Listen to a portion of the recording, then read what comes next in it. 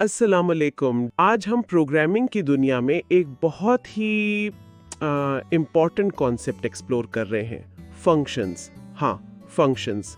हम जावेद हसन सूफ़ी के प्रोवाइड किए गए मटेरियल से मतलब उसकी बुनियाद पर समझने की कोशिश करेंगे कि फंक्शंस असल में है क्या और पाइथन में इन्हें बनाते कैसे हैं। तो फंक्शन होता क्या है असल में? जावेद सूफ़ी के नोट्स में इसे बड़े सादा अंदाज में बताया गया है। फंक्शन दरअसल कोड का एक छोटा सा ब्लॉक है। एक स्पेसिफिक काम, कोई खास टास्क परफॉर्म करने के लिए लिखा जाता है। बस इतनी सी बात है। चलिए अब देखते हैं कि पाइथन में फंक्शन बनाते कैसे हैं। थोड़ा प्रैक्टिकल हो जाएं। तो स्टेप 1, फंक्शन को शुरू करने के लिए हम कीवर्ड डेफ इस्तेमाल करते हैं। DEF, def. ये पाइथन को बताता है कि भाई यहां से एक फंक्शन की डेफिनेशन शुरू हो रही है। ओके। स्टेप 2, फिर हम फंक्शन को एक मुनासिब सा नेम देते हैं, नाम। और सोफी के मटेरियल में एक पॉइंट है कि नाम वाज़े होना चाहिए, क्लियर, ताकि पढ़ने वाले को फौरन समझ आ जाए कि फंक्शन क्या करेगा, जैसे कैलकुलेट एवरेज या प्रिंट रिपोर्ट, साफ साफ।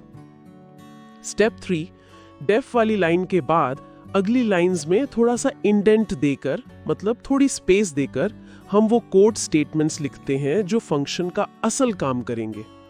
ये वो इंस्ट्रक्शंस हैं जो फंक्शन ने परफॉर्म करनी है जब उसे कॉल किया जाएगा। और हाँ, एक आम गलती जो सोफी के नोट्स में मेंशन्ड है, जो नए लोग करते हैं, डेफ लाइन के आखिर में पैरेंथेसिस के बाद कॉलन 2 पॉइंट लगाना भूल जाते हैं।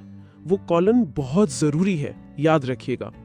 फिर आता है स्टेप 4, जब फंक्शन डिफाइन हो गया, बन गया, तो उसे इस्तेमाल करने के लिए हम उसे कॉल करते हैं। कॉल करने का मतलब है फंक्शन का नाम लिखना और उसके आगे पैरेंथेसिस लगाना, बस। अगर फंक्शन को काम करने के लिए कुछ इनपुट वैल्यूज चाहिए तो वो हम इन पैरेंथेसिस के अंदर देते हैं। अच्छा, अब यहाँ बात थोड़ी और इंटरेस्टिंग हो जाती है जब हम इसको एक एग्जाम्पल से देखते हैं। एग्जाम्पल से चीजें क्लियर हो जाती हैं। सोफे की मटेरियल में एक बिल्कुल बेसिक सी एग्जाम्पल है, 2 नंबर्स को ऐड करने का फंक्शन, छोटा सा।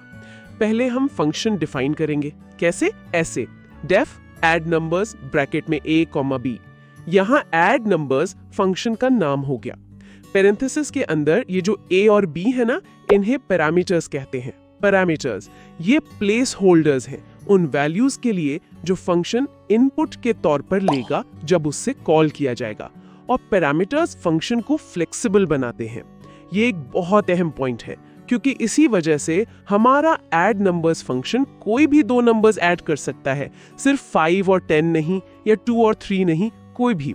फिर फंक्शन के अंदर इंडेंटेड करके हम टास्क लिखते हैं, वो काम जो उसने करना है। जैसे sum equals to a plus b। ये लाइन क्या करती है?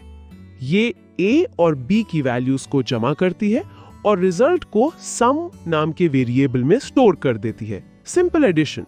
फिर अक्सर फंक्शंस कुछ रिजल्ट वापस भी भेजते हैं, हमेशा नहीं लेकिन अक्सर। इसके लिए हम रिटर्न स्टेटमेंट इस्तेमाल करते हैं, RETURN, रिटर्न। जैसे रिटर्न सम। ये फंक्शन से सम वेरिएबल की जो भी वैल्यू होगी उससे वहां वापस भेज देगा जहां से फंक्शन को कॉल किया गया था। अब आती है फंक्शन को कॉल करने की बारी, यूज करने की बारी। हम ऐसे लिख सकते हैं, for example, result equals to add numbers 10, 5। यहां हम ऐड नंबर्स फंक्शन को कॉल कर रहे हैं और उसे 10 और 5 की वैल्यूज दे रहे हैं। इन वैल्यूज को आर्ग्यूमेंट्स कहते हैं, आर्ग्यूमेंट्स। अब क्या होगा? फंक्शन चलेगा, वो 10 और 5 को लेगा, a में 10, b में 5, उनको ऐड करेगा, 10 + 5 = 15, और रिटर्न सम के जरिए 15 वापस भेज देगा। ये 15 जो वापस आया, ये रिजल्ट वेरिएबल में स्टोर हो जाएगा।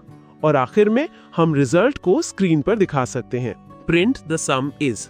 रिजल्ट क्या आएगा? बिल्कुल सही, द सम इज 15। तो गौर करने वाली बात यह है कि फंक्शन को डिफाइन करना, डेफ वाला हिस्सा, और उसे कॉल करना, ऐड नंबर्स 10, 5 वाला हिस्सा, ये 2 अलग अलग चीजें हैं। डेफिनेशन एक बार होती है, लेकिन कॉल आप जितनी बार चाहें कर सकते हैं, अलग अलग वैल्यूज, अलग अलग आर्ग्यूमेंट्स के साथ। यही फंक्शंस की असल पावर है, उनकी कुव्वत। शुक्रिया।